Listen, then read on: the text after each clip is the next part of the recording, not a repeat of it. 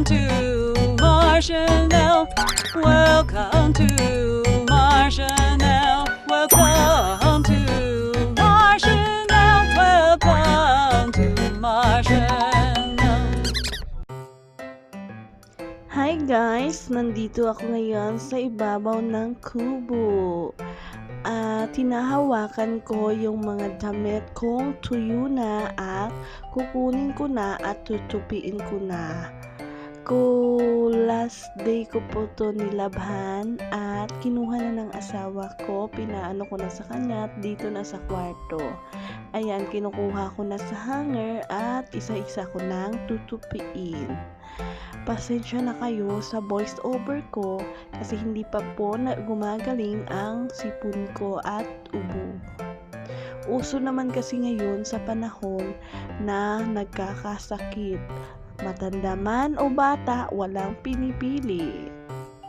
At akala ko sa pag-vlog ko at nag-upload ako, walang nanonood sa akin.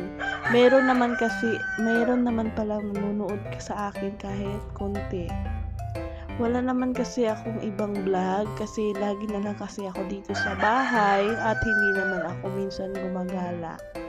Kaya laging sa vlog ko yung content ko talaga, laging dito lang sa bahay.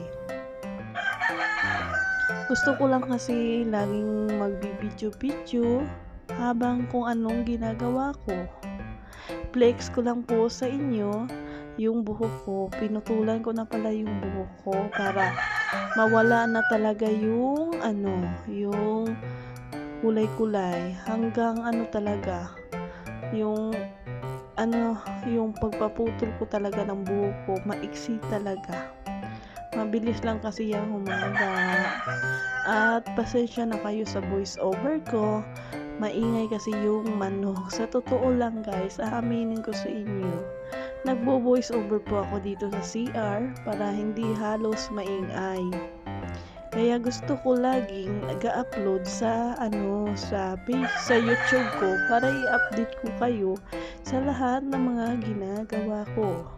Sana lagi niyo ako suportahan sa vlog ko. Kung may mga gusto tayo, go lang. Push lang. Kung ano yung gusto natin sa buhay, push lang tayo at huwag tayong susuko. Galingan lang natin sa pagbablog.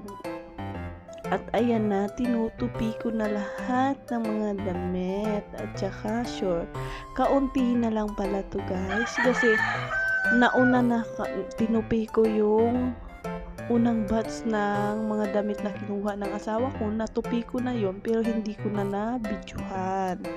At ayan na, isa-isa ko na kinukuha yung mga tuyo na mga damit.